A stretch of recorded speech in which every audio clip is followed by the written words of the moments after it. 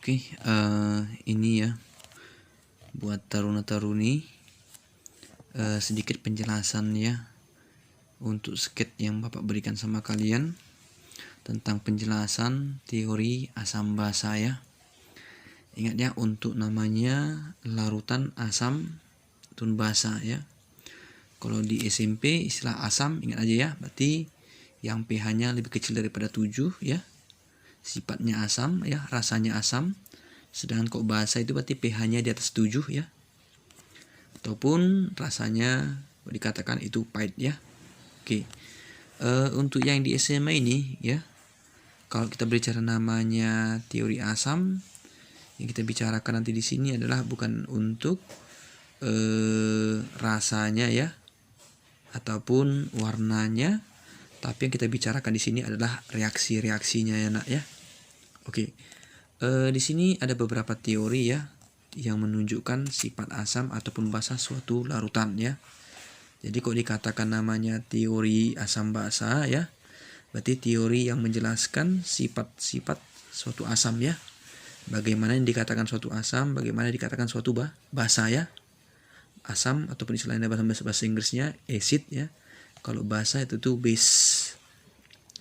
Oke, jadi kok di buku ya, teori yang pertama menjelaskan teori asam basa itu yang pertama ada namanya teori Arrhenius ya, ya. Ingat teori Arrhenius. Jadi kalau dikatakan namanya teori Arrhenius ini ya, bisa jelaskan sini ya, bahwa teori Arrhenius menjelaskan bahwa suatu sifat asam ataupun basa itu dapat diperoleh ketika dilarutkan dalam air ya. Jadi kita bisa menentukan apakah dia asam ataupun basa apabila kita gunakan pelarutnya air ya. Oke, yang pertama gini nanti ya. Dalam teori Arrhenius itu menjelaskan begini, setiap asam ada H+ atau H3O+. Basa ada OH- ya. Jadi secara lengkapnya kok dikatakan ini dan sini ya, ini kan asam adalah suatu larutan apabila dia dalam air ya, itu hasilkan ion H+ ataupun H3O+ ya. H+ itu kita kenal sebagai namanya ion hidrogen ya. Itu namanya hidronium, hidrogen ya. Jadi kalau nanti misalnya ada suatu zat ya, apapun itu, ketika dia dilarutkan ke dalam air ya, berarti bereaksi, itu menghasilkan H+ ya. Ditambahkan dengan sisa asamnya. Jadi H+ di sini itu menyatakan sifat asam. Ya. Jadi banyaknya H+ itu nanti kita kenal namanya sebagai namanya jumlah ion H+ itu namanya valensi. Kalau jumlah hanya ada satu namanya monoprotik, 2 diprotik, 3 berarti triprotik ya. Jadi contohnya misalnya HCl ya, itu namanya asam klorida. H+ tambah Cl- ya. Berarti di sini monoprotik ya, ataupun namanya monopalen. H2SO4 berarti 2H+. Berarti hanya ada 2. Maka dia namanya diprotik, namanya triprotik ya, H3PO4 ataupun namanya asam fosfat. Baru berikutnya CH3COH juga namanya monoprotik karena hanya ada satu ya. Itu dikatakan sebagai namanya teori Arrhenius. Jadi setiap asam itu ya bukan karena rasanya asam ya, tapi yang mengandung H+ ya. Oke, kemudian basa. Kalau basa itu dalam air ada OH-. Nah, ketika misalnya LOHX, berarti biasanya ditandai ada OH-nya, biasanya ya. Oke, menghasilkan LX+ tambah XOH- ya. Jadi X di sini menyatakan valensi basa ya. Contohnya nanti misalnya NaOH ya. Jadi NaOH berarti Na+ tambah OH-. Ini menunjukkan bahwa dia basa ya. Ini menunjukkan dia basa. Ini valensi 1, ini valensi 2 ya.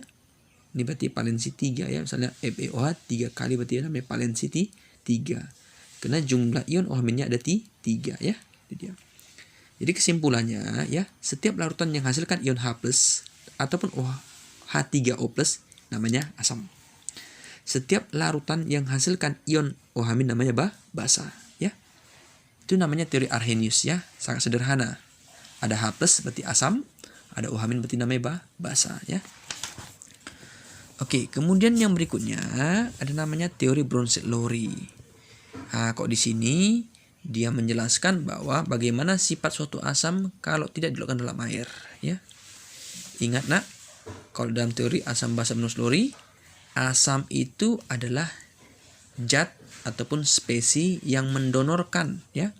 Itu H+ ataupun proton yang memberi. Sedangkan basa yang menerima H+. Istilah H+ namanya proton, ya. Jadi asam itu ingat donor H+, sedangkan basa aseptor. Jadi ingat rumusnya, ketika asam, ini berarti namanya lepas karena dia sebelah kanan. Hasilnya adalah basa. Ya. Kalau basa ditambahkan H+, artinya ini kita putar, kita balik direksinya. H+, basa tambah H+ namanya asam. Ya. Jadi asam itu melepaskan H+-nya jadi basa, basa menerima H+ jadi asam.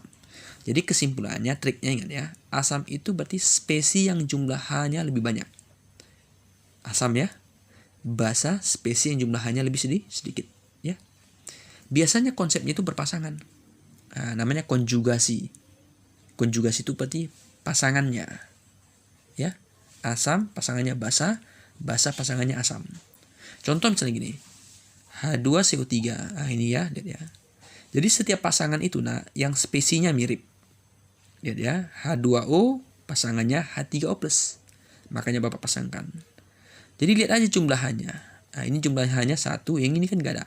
Udah pasti yang lebih banyak adalah asam. Di sini enggak ada, berarti basa.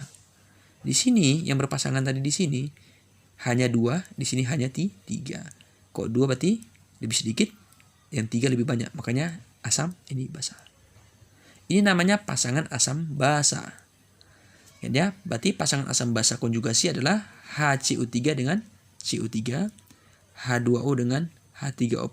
Dibalik pun nggak masalah. Yang penting selisih hanya adalah 1. Ya nak ya. Itu namanya konjugasi. Kalau dia terkonjugasi, selisih hanya lebih daripada 1. Ya. Ingat pasangan asam basa.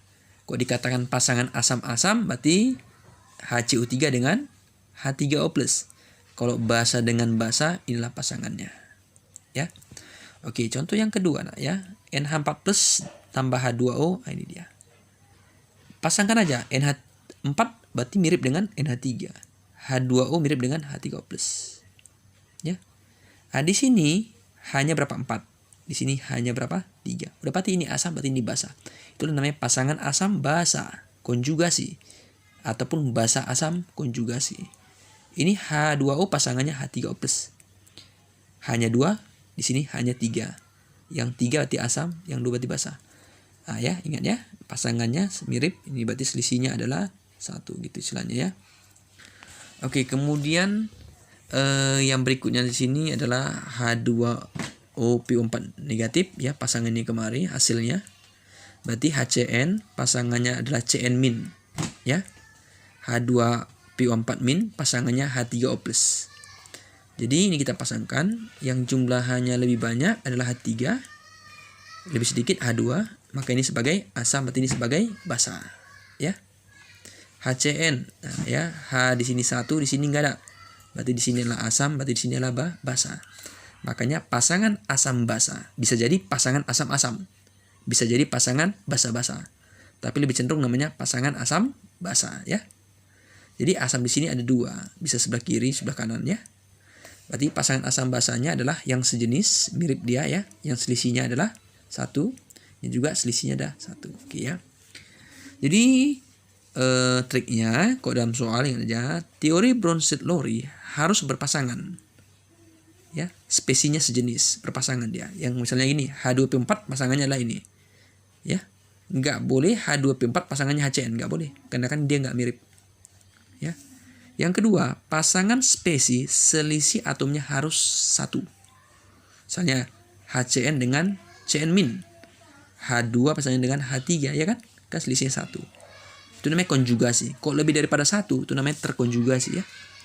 Kemudian setiap pasangan jumlah atom H yang lebih banyak adalah asam, yang lebih sedikit adalah basa. Jadi setiap berpasangan, udah pasti ini ya. Ini kan tadi 2, ini 3. Berarti ini asam, berarti ini basa. Ini asam, berarti ini basa ya. Oke. Misalnya seperti ini ya, ini latihan ya yang terakhir untuk Bapak penjelasannya. Ada suatu reaksi ya nak ya. Manakah yang merupakan pasangan asam basa? Tanpa melihat soal ini kita udah tahu. Lihat aja yang mirip dia. Ini kan nggak mirip. Ini NH4, ini OH kan nggak nyambung. Ini CH3COH, ini NH3 kan nggak nyambung. Nggak mirip dia. Kalau mirip itu berarti yang hanya selisih hanya satu. Ini kemarin kan nggak mirip. Ini juga kemarin nggak mirip yang D. Yang E, lihat ya. NH4 dengan NH3 kan selisih satu. Makanya berarti jawabannya E. Ya. Ya gitu nanti pada umumnya. Makanya karena pasangannya itu harus sejenis dan selisihnya satu. Jadi kalau misalnya kita kerjakan dia ya untuk yang resi satu ini berarti ini pasangannya ini. Ya, ini udah pasti pasangannya ini nak. Ini nak pasangannya udah pasti kemari. Jadi ketika ini kemari pasangannya Pak, yang mana asam? Ini asam, udah pasti ini asam. Ya, ini berarti sebagai basa. Dari mana Bapak tahu? Ingat aja, di sini berapa hanya nak? 4. 3 tambah 1 4. Di sini berapa hanya? 3 tambah 2 berapa Bapak? 5, berarti ini asam, ya. Oke, ini hanya berapa? 2. Di sini hanya berapa? 1, berarti ini sebagai asam. Berarti ini sebagai basa. Kalau ada optionnya ini tadi kemari, pasangannya CH3COH dengan CH3H2+, itu boleh. Tapi kan gak ada optionnya. Ini dengan ini ya, lihat ini kemari. Udah pasti ini asam. Berarti ini sebagai basa, ya. Karena ini hanya berapa? 4. Di sini berapa? 3. Ini kemari. Ya. Ini berapa? Hanya 1. Di sini berapa? 2 ya pasangannya. Udah pasti ini sebagai apa? Asam. Berarti ini bapak basa, ya. Gitu pada umumnya, ya nak ya. Tolong ingat lagi ya, teori Bronsted, Lowry dia berpasangan. Kalau Arrhenius, yang mana ada H plusnya asam, yang mana OH umumnya berarti basa. Oke ya, ini video yang Bapak berikan sama kalian untuk penjelasan skate yang Bapak berikan ya.